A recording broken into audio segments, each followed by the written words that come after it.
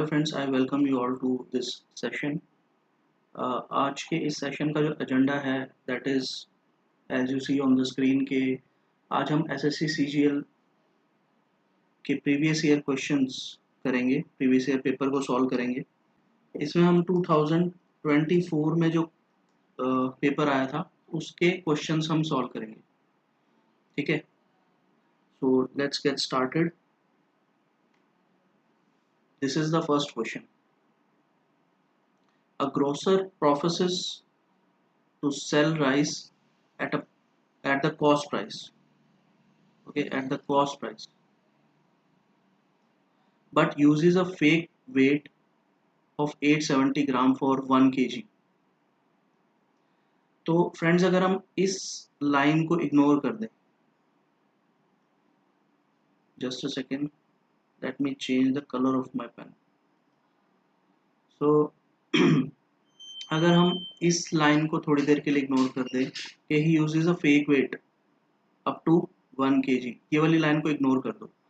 A grocer professes to sell the rice at the cost price, मतलब जितना उसका cost था at the cost price उसने उतने का ही बेच दिया, तो there is no profit no loss। But उसको फिर भी कुछ ना कुछ गेन होगा। क्यों होगा? क्योंकि वो 1 kg के वेट की जगह 870 ग्राम वेट यूज कर रहा है, ठीक है। तो उसको जो प्रॉफिट होगा वो कितने पे होगा? वो होगा 870 पे, ठीक है। 870 पे उसको प्रॉफिट होगा कितने का? 130 का। कैसे? 1000 माइनस 870 इज 130, तो इतने का प्रॉफिट होगा on 870 and in terms of percentage it is 100 into 100। सो अगर हम यहाँ से निकालेंगे, जीरो से ये जीरो कैंसिल आउट हो गया। अगर हम 87 की बात करें तो 1% ऑफ 87 इज 0.87 और 10% इज 8.7। बेसिकली यहाँ से पॉइंट हटा दो। 10% of 87 is 8.7, 5% of 87 is 5 8 40 435, so 5% is 4.35, so 8.7 and 4.35 is approximately 13। okay, अगर आप 8.7 और 4.35 को जोड़ोगे तो near about it is 13 which is the numerator. तो हमारी जो परसेंटेज आएगी वो आएगी 10% प्लस 5%, इसके नियर अबाउट आएगी, ठीक है, इसके नियर अबाउट। और क्योंकि यहाँ पर ये 8.7 4.35 जोड़ करके 13 से थोड़ा सा ज्यादा है तो हमारी परसेंटेज इससे थोड़ी सी कम आएगी, क्योंकि न्यूमरेटर एक्चुअल में 13 पॉइंट समथिंग नहीं है, वो एग्जैक्टली 13 है, तो 15% से थोड़ा कम आएगा हमारा। सो परसेंटेज कितनी आएगी? 14.94%, ठीक है। Next question. तो फ्रेंड्स, यहाँ पे हमें दिया cos square 29 and cos square 61। देखो बेटा, इस टाइप के क्वेश्चन में क्या होता है, अगर हमें दो cos स्क्वायर दिए हुए हैं या फिर दो साइन स्क्वायर दिए हुए हैं, ठीक है। अगर हमें दोनों cos स्क्वायर दिए हुए हैं, दोनों या फिर क्वेश्चन में साइन स्क्वायर दिए हुए हैं, तो आपको क्या करना है? सबसे पहले आपको ये देखना है क्या जो थीटा दिया हुआ है दोनों का, क्या जो एंगल दिए हुए हैं दोनों के, उनका समेशन क्या 90 है। सबसे पहले आपको ये देखना है। अगर आपके, मैं दोबारा रिपीट कर देता हूँ, अगर आपके दोनों cos स्क्वायर हैं या फिर दोनों साइन स्क्वायर हैं तो आपको एंगल्स का सम देखना है सबसे पहले, क्या 90 है। अगर ऐसा है तो आंसर 1 होगा, ठीक है। और इस क्वेश्चन में यही चीज हमें ध्यान में रखनी थी कि क्योंकि दोनों cos स्क्वायर हैं और दोनों एंगल्स का सम 90 है तो आंसर जो है वो 1 होगा हमारा। तो आपको इसमें ये कुछ करने की जरूरत नहीं है। cos स्क्वायर 90 माइनस 29, ठीक है, फिर ये बनेगा साइन स्क्वायर 29, ठीक है। अब यहाँ पे एक साइन स्क्वायर 29 है, एक cos स्क्वायर 29 है, तो आप इसको 1 लिखोगे नहीं। आपको सिर्फ ये चीज देखनी है, क्या दोनों cos स्क्वायर हैं या फिर क्या दोनों साइन स्क्वायर हैं, ये चीज याद रखनी है। क्या दोनों cos स्क्वायर हैं, क्या दोनों साइन स्क्वायर हैं, फिर उन दोनों एंगल्स को ऐड करके देखो, अगर 90 आता है तो आपका आंसर 1 होगा, दैट्स इट, ये आपको याद रखना है। Next question. सो फ्रेंड्स, इस क्वेश्चन में हमें क्या दिया हुआ है, 840 का एक सर्कुलर ट्रैक है 840 मीटर का, A and B start running in the same direction. Same direction में जब होते हैं तो रिलेटिव स्पीड क्या होती है, ये आपको पता होना चाहिए। सेम डायरेक्शन में अगर दोनों रनर्स भाग रहे हैं तो उनकी रिलेटिव स्पीड माइनस हो जाती है। So they at the same time they start running from the same point से स्टार्ट कर रहे हैं at a speed of 6 and 12 metre पर सेकेंड। तो रिलेटिव स्पीड क्या होगी, relative speed V R will be equal to 12 minus 6। मैंने अभी बताया कि रिलेटिव स्पीड माइनस हो जाएगी, so it will be 6 metre पर सेकेंड। सो अब हमें क्या बताना है, after how much time will they meet. So time will be distance upon the relative speed. Distance कितना है, 840 जो कवर करना है, divide by this is the speed, so 140 will be the answer, option A. Next question. तो इस question में क्या है friends, let O be the centre of the circle and A B and C D are two parallel chords on the same side of the radius OP is perpendicular to AB and OQ is perpendicular to CD. AB is 10, CD is 24 and PQ is 7. So जो circle बनेगा वो कुछ ऐसे बनेगा।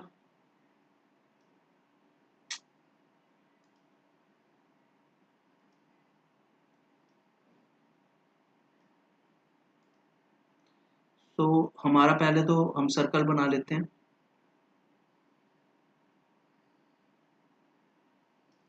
यहाँ इसका centre हो गया O, एक कोड आपकी हो गई A C D, because C D बड़ी है तो वो ऊपर आ जाएगी। A B, OP is perpendicular to AB, this is P।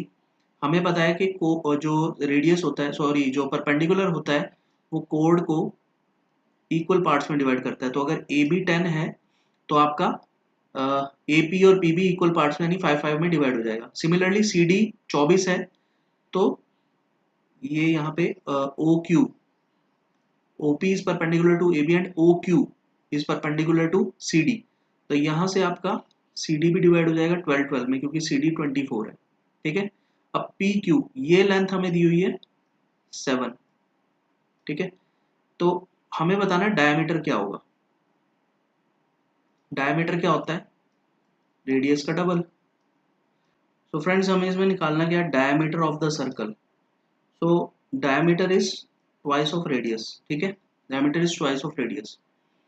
सो अगर हमें पाइथागोरन ट्रिपलेट याद हो, अगर हमें पाइथागोरन ट्रिपलेट्स पता हो, तो यार ये क्वेश्चन कुछ भी नहीं है, ये क्वेश्चन फिर बिल्कुल इजी है। ठीक है, 12 के 7 का पाइथागोरन ट्रिपलेट क्या होता है, 13 और 5। परपेंडिकुलर होगा 5 और बेस होगा 12 और हाइपोटेन्यूज होगा 13।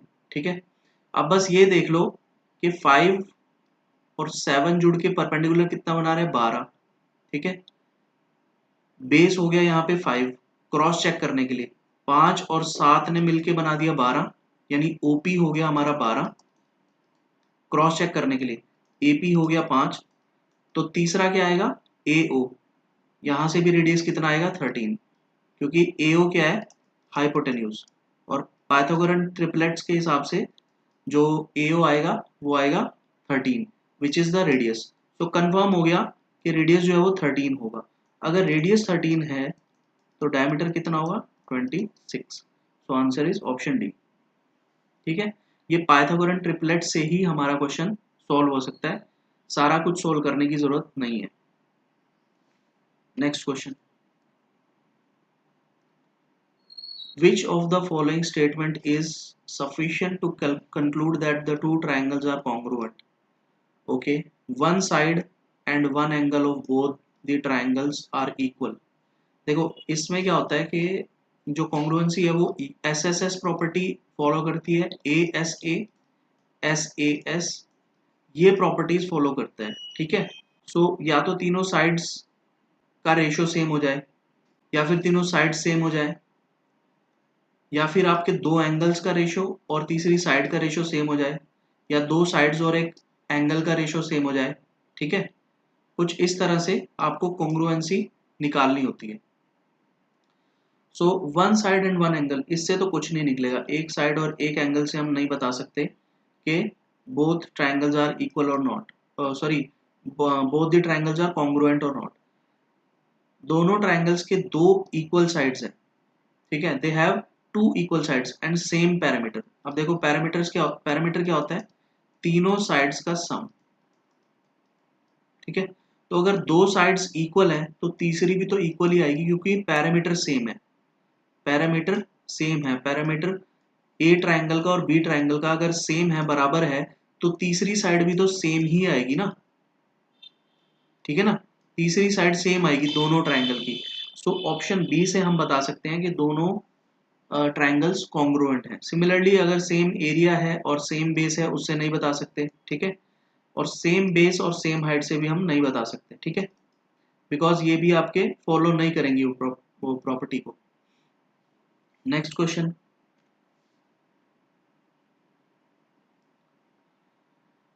the given table shows the percentage of marks obtained by 3 students in 3 different subjects in an institute. In order to pass the exam, a minimum of 105 marks are needed in the history. ये percentage दी हुई है हमें सारी, ये percentage में है, ठीक है, ये सारी हमें राम, मोहन और श्याम की अलग अलग सब्जेक्ट्स में परसेंटेज दी हुई है। अब हमें क्वेश्चन में कह रहा है कि 105 मार्क्स वाला, 105 मार्क्स वाला, ठीक है, हिस्ट्री में अगर पास हो जाए या 105 नंबर ले आए हिस्ट्री में, तो वो पास है, ठीक है। तो 105 की परसेंटेज क्या बनेगी, ठीक है, 105 की परसेंटेज 175 में से क्या बनेगी, 5 21 एंड 5 3 जा 15, 5 5 जा 7, 3 जा 7, 5 जा 5, 20 जा 3 इंटू 20 60%। तो जिसके हिस्ट्री में 60% मार्क्स हैं या उससे ज्यादा है वो पास है। अब बताओ हिस्ट्री में किसके 60% से ज्यादा मार्क्स हैं, 54 लेस देन 60, 51 लेस देन 60, 75 वाले के 60 से ज्यादा है, तो only Shyam has passed, so only 1% has passed. Next question, pipe P is 21 times faster than pipe Q. If Q can fill a cistern in 110 minutes, find the time it takes to fill the cistern when both pipes are open together. Okay. तो efficiency का ratio तो हमें पता चल गया, efficiency का ratio हमें दिया हुआ है 1:21। पाइप P जो है वो 21 टाइम्स फास्टर है पाइप Q से, ठीक है। तो और हमें टोटल टाइम दिया हुआ है Q का, Q को 110 मिनट लगते हैं भरने में, और Q की एफिशिएंसी भी है हमारे पास, ठीक है, और टोटल टाइम भी पता है Q का। तो हमारा यहाँ से टोटल वर्क आ जाएगा, Q की एफिशिएंसी मल्टीप्लाई बाय Q जितना टाइम ले रहा है is equal to total work. तो 110 यूनिट का वर्क है हमारा। अब जब ये दोनों काम करेंगे इकट्ठे, तो 110 डिवाइड बाय दोनों की एफिशिएंसी से वो काम करेंगे, मतलब 22 भी प्लस 1 की ये जो एफिशिएंसी है Q की ये भी लगेगी, तो वो दोनों इकट्ठे मिलकर के कितने मिनट में काम को कंप्लीट कर देंगे, तो 110 divide by 22 that is 5 minutes. So option B is correct. Next question. Okay, the following table shows the marks out of 100 obtained by 5 students in 5 different subjects. Okay, ये marks दिए हुए हैं, 100 में से हैं सारे marks. Who got 72% marks? No, ये यहाँ पे थोड़ी सी गलती है, it is 79%. इसमें हमें बताना है कि 79% किसको मिले हैं 500 में से, ठीक है, 79%। सो देखो 79% ऑफ 500 कितना बनेगा, परसेंटेज हटाएंगे तो यहाँ पे 100 से ये 2 जीरोस कैंसिल हो जाएंगी 500 की, 5 9 जा 45, सो यूनिट डिजिट आएगा 5। अब देखो यूनिट डिजिट कहाँ पे 5 है, 5 प्लस 5 10 प्लस 5 15, यहाँ पे यूनिट डिजिट 5 है, ठीक है, तो तरुण के हो सकते हैं 79%। अब और ऑप्शंस में क्या है, रोहित 9 प्लस 6 15, मतलब unit digit 5, 5 plus 9 4, 5 plus sorry 5 plus 4 9, 9 plus 8 17, 7 plus 4 11, तो यूनिट डिजिट 1 हो गया, तो रोहित के नहीं हो सकते। उसके बाद ऑप्शन में मोहित है, 3 प्लस 4 7, आगे करने की जरूरत नहीं है, बट हम ये देख लेते हैं कि यूनिट डिजिट से हो सकता है कि नहीं, ठीक है। सो 3+4 मोहित के जो मार्क्स हैं उसमें 3+4 7, 7+7 14, तो यूनिट डिजिट 4 हो गया, 4+5 9, तो यूनिट डिजिट कितना हो गया 9, तो मोहित भी नहीं हो सकता। ऑप्शन में शोभित है ही नहीं तो इसको नेग्लेक्ट करेंगे। सुमित है ऑप्शन में, 8+8 16, यानी यूनिट डिजिट 6, 6+2 8, 8+8 16, तो यूनिट डिजिट कितना 6, तो कोई भी ऐसा ऑप्शन है ही नहीं। सुमित के भी यूनिट डिजिट 5 नहीं है, तो ओनली तरुण है जिसका यूनिट डिजिट 5 है, तो इसी के मार्क्स 79% हो सकते हैं, ठीक है। हम इस तरह से यूनिट डिजिट का को अप्लाई करके भी हम आंसर निकाल सकते हैं, ठीक है। अदरवाइज आप पूरा परसेंटेज कैलकुलेट करो, ठीक है। ये आएगा 5 9 ज़ा 45, 5 7 ज़ा 35 प्लस 4 39। अब ये ऐड करके देख लो 395 आएंगे कि नहीं आएंगे, वैसे तरुण के ही आएंगे, ठीक है, और किसी का आ ही नहीं सकते। Next question. Okay, so R pays 100 rupees to P with rupees 5 2 and 1 coins। तो कॉइन्स हैं 5 रुपए के, 2 रुपए के और 1 रुपए के कॉइन्स हैं। Total number of coins use for paying are 40। तो मान लिया कि 5 रुपए के, 2 रुपए के और 1 रुपए के जो कॉइन्स है वो हैं एक्स वाई और जेड। तो अकॉर्डिंग टू क्वेश्चन हमारा X plus Y plus Z जो है वो होगा 40, टोटल नंबर ऑफ कॉइन्स। और जो वैल्यू है वो कितनी है, 5x plus 2y plus Z is equal to 100, ठीक है। तो हमारे यहाँ से हम दोनों इक्वेशन को सब्ट्रैक्ट करेंगे। सबसे पहले हमें बताना है what is the number of coins of denomination 5। तो 5 के डिनोमिनेशन के कॉइन्स निकालने के लिए हमें x तो निकालना पड़ेगा, ठीक है।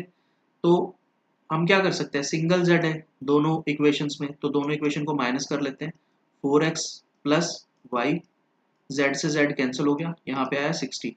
अब देखो x तो हमें निकालना है, x तो हम इस साइड रख लेंगे लेफ्ट साइड में, 60 माइनस वाई डिवाइड बाई 4, ठीक है। So it is 15 minus Y by 4। समझ में आ गया ना कैसे किया मैंने। 60 divide by 4 is 15 minus Y by 4। तो 15 में से कुछ माइनस करेंगे तो हमारा जो ऑप्शन होगा ना डेफिनेटली 15 से कम आएगा, डेफिनेटली, ठीक है। 15 में से जब हम कुछ भी माइनस करेंगे तो ऑप्शन पक्का 15 से छोटा आना चाहिए। ये 15 से छोटा नहीं है, ये भी 15 से छोटा नहीं है, ये भी 15 से छोटा नहीं है, option A is correct. Next question.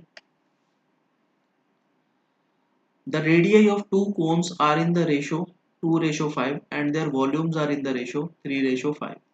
What is the ratio of heights? देखो वॉल्यूम क्या होती है कोन की, 1/3 पाई आर स्क्वायर एच। तो अगर वॉल्यूम कांस्टेंट है ना, अगर वॉल्यूम कांस्टेंट है तो हाइट और रेडियस का स्क्वायर आपस में इनवर्सली प्रोपोर्शनल होते हैं, ठीक है। अगर ऐसा है तो देखो, अगर हम v1/v2 करेंगे विच इज 3/5 दिया हुआ हमें, तो 1/3 पाई ऊपर भी और नीचे भी कैंसिल हो जाएगा, ठीक है। तो हमारे पास क्या बचेगा, R1 डिवाइड बाई R2 का होल स्क्वायर और H1/H2, ठीक है, ये बचेगा। और रेशो हमें हाइट्स का रेशो हमें निकालना है। हमें पता है हाइट और रेडियस का स्क्वायर आपस में इनवर्सली प्रोपोर्शनल होते हैं, तो ये रेशो जब उधर जाएगी ना तो उधर जाके उल्टी हो जाएगी, ठीक है। वैसे भी जब आप यहाँ पे मल्टीप्लीकेशन में है, उधर में जाके ये रेशो उल्टी हो जाएगी। और फॉर्मूला से भी हमें पता है कि हाइट और रेडियस आपस में इनवर्सली प्रोपोर्शनल होता है, तो जैसे मर्जी कर लो। 3/5 इंटू जो ये रेशो है, ये उधर जाके 2/5 की जगह कितनी हो जाएगी, 5/2 और इसका स्क्वायर, ठीक है। और यहाँ पे हाइट का रेशो हमें निकालना है, तो यहाँ से हाइट का रेशो कितना आएगा, 3/5 इंटू 25/4, दैट इज, यहाँ से 5 से गया 5 पे 15/4। सो हाइट्स का रेशो कितना आएगा, 15:4, option D. Which of the following can be the value of k so that the remainder, so that the number is divisible by 6। देखो 217,924 k must be divisible by 6। Divisibility rule क्या कहता है 6 का, 2 से भी divisible होना चाहिए, 3 से भी डिविजिबल होना चाहिए, ठीक है। तो 2 से डिविजिबल कब होगा नंबर, जब वो नंबर इवन होगा, ठीक है। तो ऑप्शन रख के देख लो कौन सा ऑप्शन जो है इस नंबर को इवन बनाएगा। देखो इवन तो सारे ही बना रहे हैं, 0 2 6 और 4 सब इवन बना रहे हैं, तो इससे तो कुछ भी सॉल्व नहीं होने वाला। तो हम 3 से ट्राई करके देखते हैं। देखो 3 का जो डिविजिबिलिटी रूल होता है वो होता है कि sum of the digits of number must be divisible by 3. Sum of the digits of the number must be divisible by 3. So 2 plus 1 plus 7 plus 9 plus 2 plus 4, sorry, plus 4 plus k must be divisible by 3. 2 plus 1 3, 3 plus 7 10, 10 plus 9 19 plus 2 21 plus 4 25 plus k divisible by, ये divisible होना चाहिए 3 से। तो देखो क्या चीज k में, k को क्या रखोगे कि 3 से डिविजिबल होना ही चाहिए। देख लो अब, अगर आप 2 रखोगे तो ये 27 बन जाएगा, ठीक है। 0 रखोगे तो 25 नॉट डिविजिबल, ठीक है, 0 नहीं हो सकता। 6 रखोगे यहाँ आ जाएगा 31, प्राइम नंबर है, हो ही नहीं सकता। तो 6 रखोगे तब भी नहीं होगा। 4 रखोगे तो आएगा 29, अगेन अ प्राइम नंबर, नहीं हो सकता।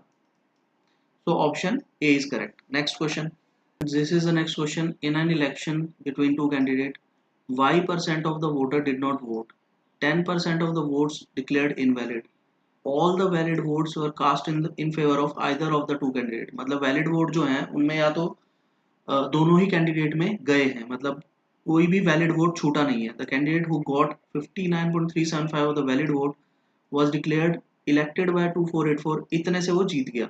The number of people eligible to vote in that election was 16,000। तो देखो अगर एलिजिबल वोटर्स 16,000 है तो उसमें से Y तो वोट करने गए ही नहीं, और 10% डिक्लेयर हो गए इनवैलिड। 10% क्या होता है 1/10।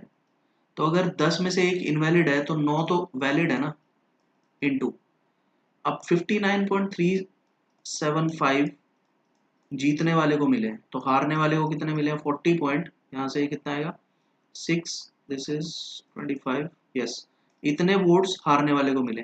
तो जीतने वाला हारने वाले से कितने ज्यादा से जीतता है 75, 18.75, इतने से ज्यादा से जीता है। तो 18.75% निकालेंगे इसका, इतने से वो लीड कर रहा है, ठीक है, जीतने वाला।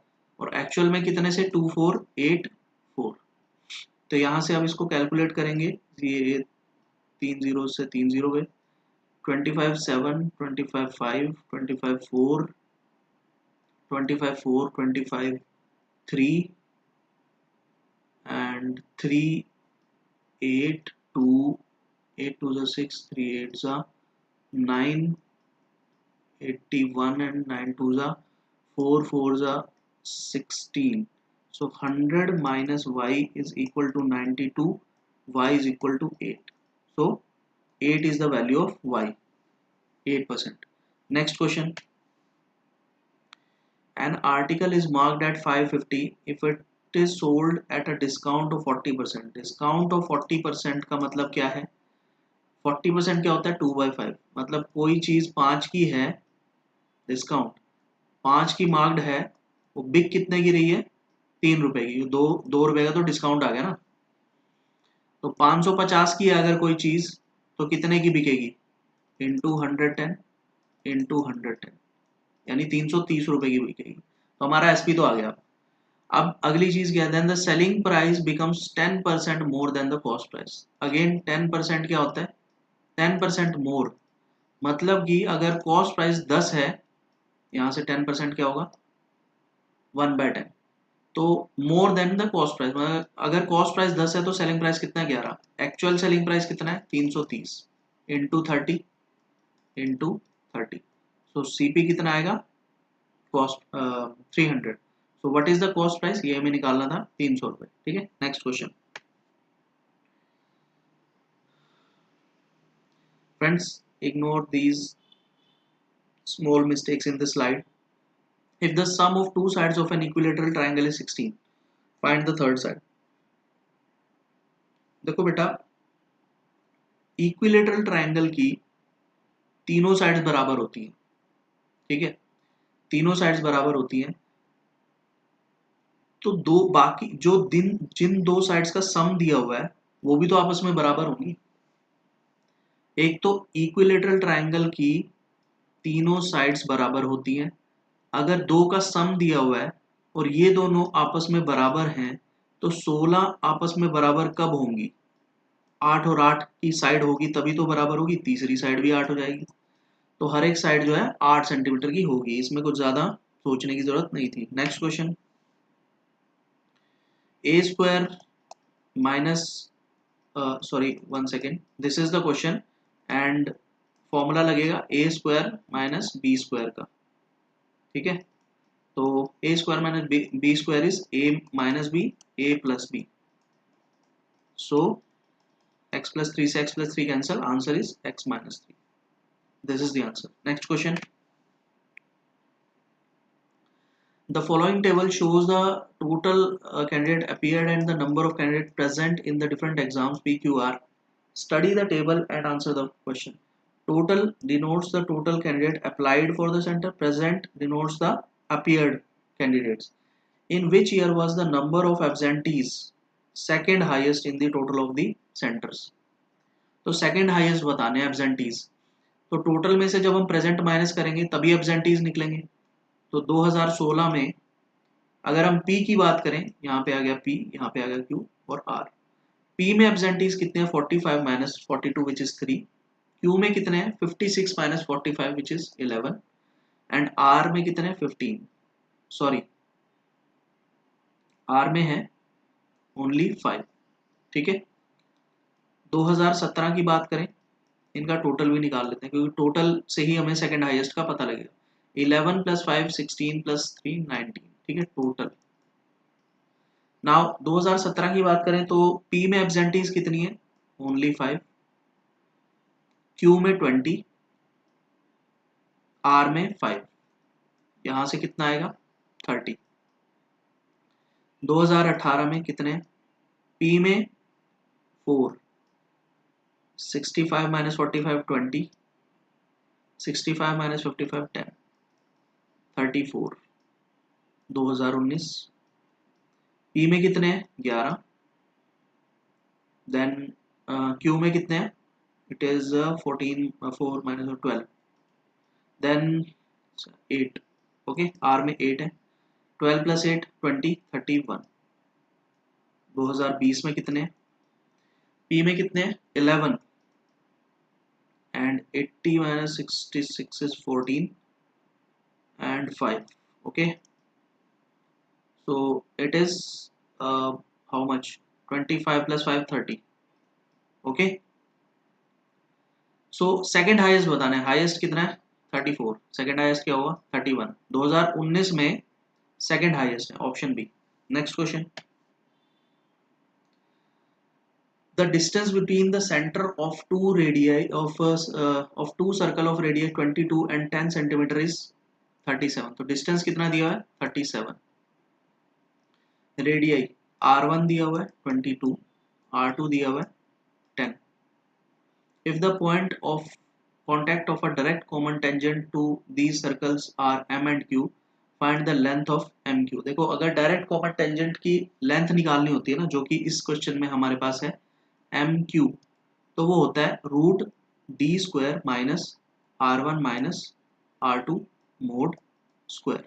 ठीक है, तो जो भी बड़ा होगा उस हिसाब से मैंने मोड लगा दिया। ठीक है, तो डी स्क्वायर 37 का square minus R1 minus R2 which is 12। ठीक है, 22 माइनस 10 इज 12, सो 12 का स्क्वायर। तो अब हम इसमें क्या करेंगे? a plus B, A minus B का फॉर्मूला लगा देंगे। a plus B will be 37 plus 12 49 into minus B is 25, so length will be 7 into 5, that is 35, option C. Next, okay, so sine square 30 minus sine square 40 plus sine square 45। sin 45 क्या होता है? 1/√2, square क्या होगा? 1/2 minus sine square 55 minus sine square 35 plus sine square 45 again, so 1 by 2 minus sine square 50 and plus sine square 60, ठीक है। तो अब sign, मैंने अभी अभी बताया था कि अगर दो साइन स्क्वायर हो और दोनों के एंगल्स का सम 90 हो तो वो आएगा 1। तो एक तो ये 1 आ गया हमारे पास। फिर से देखो, साइन 2 है हमारे पास और एंगल्स का सम 90 है, तो एक और 1 आ गया, बट माइनस में आएगा क्योंकि दोनों के आगे माइनस लगा हुआ है ना, -1। अब यहां भी देखो क्या हो रहा है, और हाफ कितना हो गया, +1। और यहाँ पे भी साइन स्क्वायर दोनों साइन स्क्वायर है और एंगल्स का सम है 90, तो अगेन एक -1 हो गया, -1 cancel with the +1, so answer is 0, option B. वैसे इस टाइप के क्वेश्चंस में ज्यादातर अगर आपको हिट एंड ट्रायल भी करना है तो 0 और 1 के साथ जाइएगा, या तो 0 होता है आंसर या 1 होता है। 4 और 2 ये एक्सट्रीम ऑप्शंस हैं जो कि नहीं हो सकते पॉसिबल, ठीक है। Rarest of the rare cases में हो सकते हैं, बट इस तरह के क्वेश्चन में तो 0 आंसर आता है या फिर 1 आता है, ठीक है। इस क्वेश्चन में हमारा जो आंसर है वो 0, ठीक है। Next question, the average marks out of 100 of boys and girls is in an examination 75 and 80. If the average marks of all the student in that exam is 78, find the ratio of the number of boys to the number of girls. Okay, तो average marks हमें दिए हुए हैं, boys के marks कितने हैं average 75, girls के कितने हैं 80। तो एलिगेशन लगा दो, बिकॉज हमें ओवरऑल एवरेज भी दिया हुआ है, अलग अलग एवरेज भी दिया हुआ है, ठीक है। तो इसमें एलिगेशन ही लगेगा। 78 माइनस 75 3, 80 माइनस 78 2, तो बॉयज और गर्ल्स का रेशो कितना आएगा 2:3। Next question, Rajesh in his printing press got an order to print some books, out of which he completed 17 by 27 of the order in 34 days. In how many days did he complete the entire order of printing? Okay, 17 by 70 27, sorry, 1 second. So it will be 17 by 27, 34 दिन में हो रहा है, ठीक है। So 17 by 27 of work is in 34 days. One whole unit of work will be done in 34 by 17 by 27. That is 34 by 17 into 27. 70, this will be 54 days. ठीक है। Next question,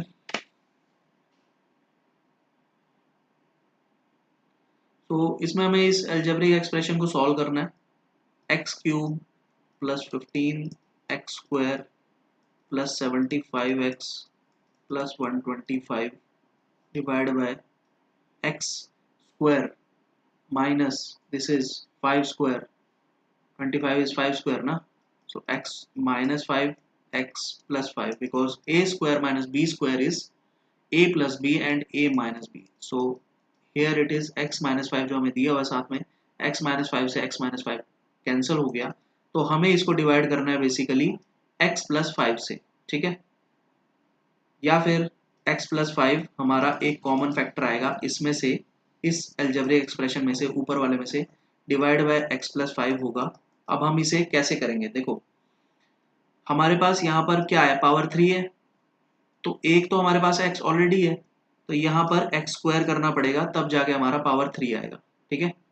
power 3 कैसे आएगा, जब हम यहाँ पे x² रखेंगे। अब 5x², अब देखो x³ तो हमारे x³ का इंतजाम तो हमारे पास हो गया। अब देखो 5x² भी हो गया हमारे पास, 5 यहाँ पे है, x² यहाँ पे है, तो 5x² तो हो गया।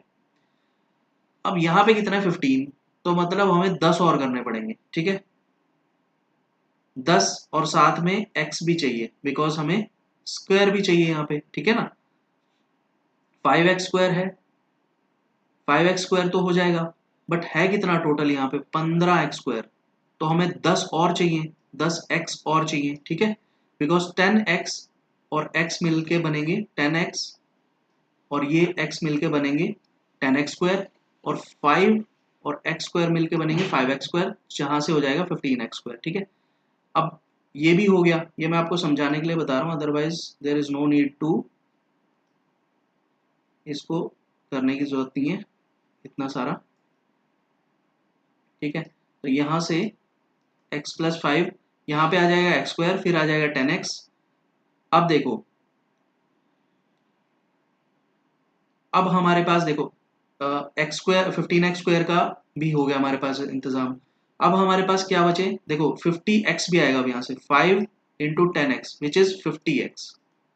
सो हमारे पास 50 × 10x, 50x तो ऑलरेडी आ चुका है, बट है कितना हमारे पास क्वेश्चन में, कितना है 75x, तो हमें +25x और चाहिए, तो यहाँ पे कितना आएगा +25, ताकि ये +25 इस x के साथ मल्टीप्लाई होकर 25x बनाए, और 5 के साथ मल्टीप्लाई होके जो लास्ट का 125 है वो भी बनाए, ठीक है। सो x + 5 से x + 5 कैंसिल, तो हमारा यहाँ पे कितना आ जाए x² + 10x + 25। This is the answer, option A. Next question.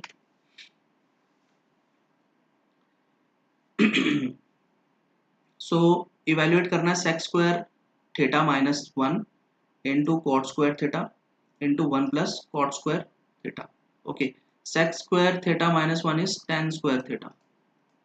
Trigonometric identities आपको पता होनी चाहिए, into cot² θ into 1 + cot² θ। tan² cot² cancel, 1 + cot² θ is basically cosec² θ। Okay, 1 + cot² θ is cosec² θ। So cosec θ में दिया हुआ है, cosec² θ निकालना है, मतलब 5/3 का स्क्वायर करना पड़ेगा, that means 25/9, option B. Next question. Okay, what can be the value of k if this holds true. So हमें पता है बोर्ड मास का फॉर्मूला भी हमें यूज करना पड़ेगा, पहले डिवाइड करना पड़ेगा।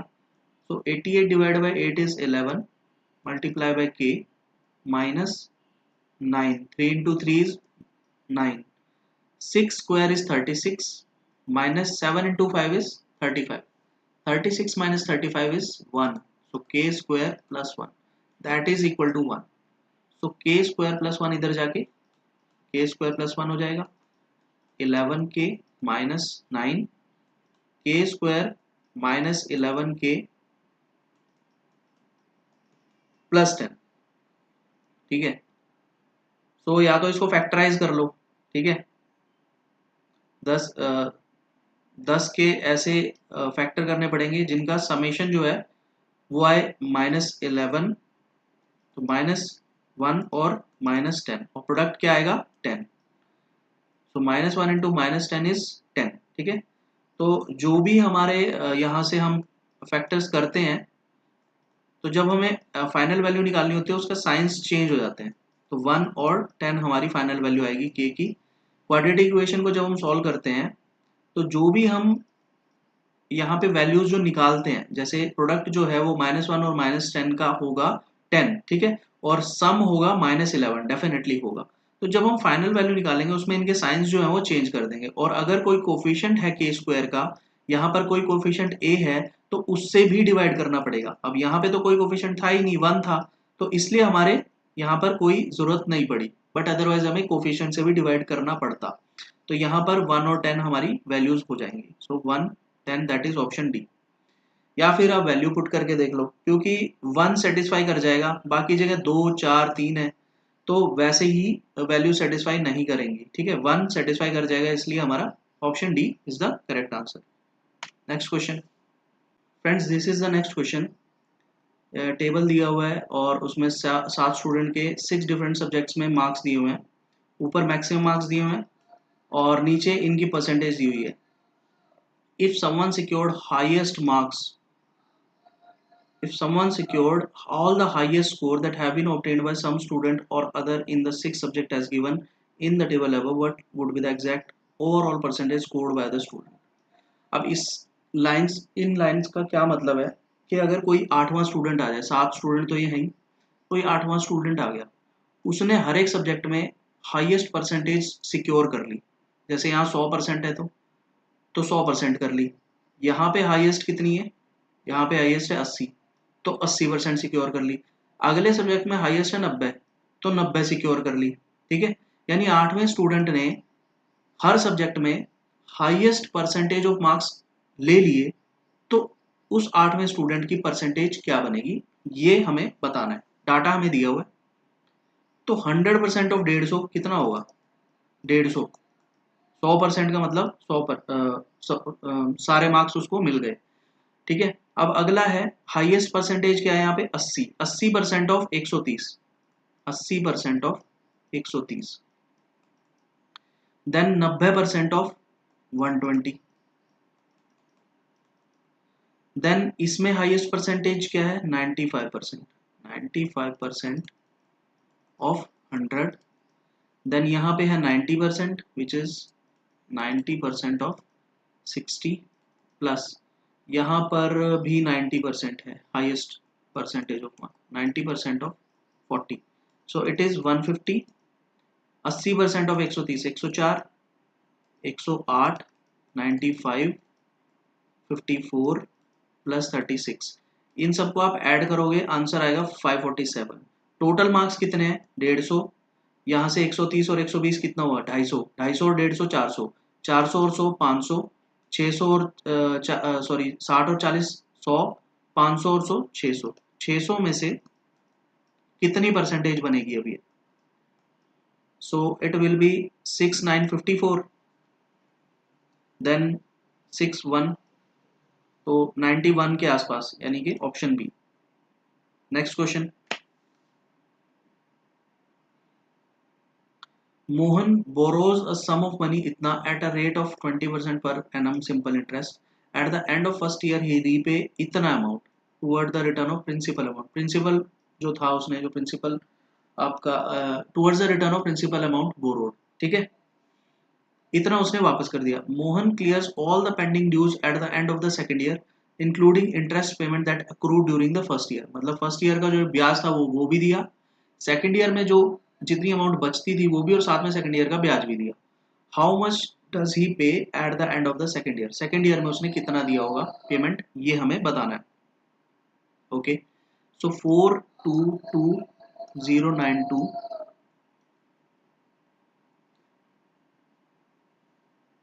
पर रेट ऑफ इंटरेस्ट कितना है 20%, दैट इज 481448 डिवाइड बाय 10 था, तो पॉइंट यहाँ पे आ जाएगा। इतना ब्याज आपका बना पहले साल का। उसने पेमेंट कितनी कर दी इसमें से 422092 में से उतने उसने 21679 पे कर दिए, मतलब कि 3 एंड देन 1 देन 4 देन 0 0 4, इतनी अमाउंट पे अब उसको अगला ब्याज लगेगा। ठीक है, क्योंकि इतनी तो उसने एक साल में पे कर दी, इस अमाउंट पे उसको दोबारा ब्याज लगेगा 20% का, कितना लगेगा 26248008। ओके, सो पॉइंट यहाँ पे फिर से लग जाएगा। ठीक है, अब वो इतनी अमाउंट तो दे चुका है, तो बाकी क्या देगा वो, एक तो वो बाकी बची हुई अमाउंट देगा। पहले साल में उसको जो, सॉरी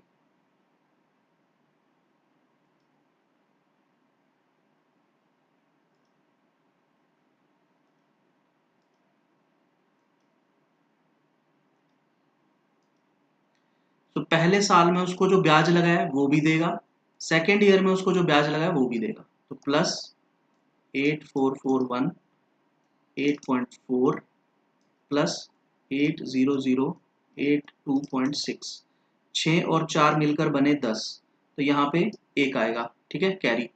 अब हमें बताना है, हमें सिर्फ ये बताना है कि आंसर बताना है इनमें से। देखो सबके यूनिट डिजिट अलग अलग हैं, तो अगर हम यूनिट डिजिट फाइंड आउट कर ले तो हमारा आंसर आ जाएगा 8 और 1 9, 9 और 2 11, 11 और 3 14, तो unit digit is 4, option B. तो फ्रेंड्स ये हमारा आज का सेशन था। आई होप कि आपको ये क्वेश्चंस जो मैंने सिखाए, जो ट्रिक्स सिखाए हैं, वो समझ में आई होंगी। तो मिलते हैं कुछ और नए क्वेश्चंस के साथ नेक्स्ट सेशन में। Till then have a good day और keep learning. Thanks a lot.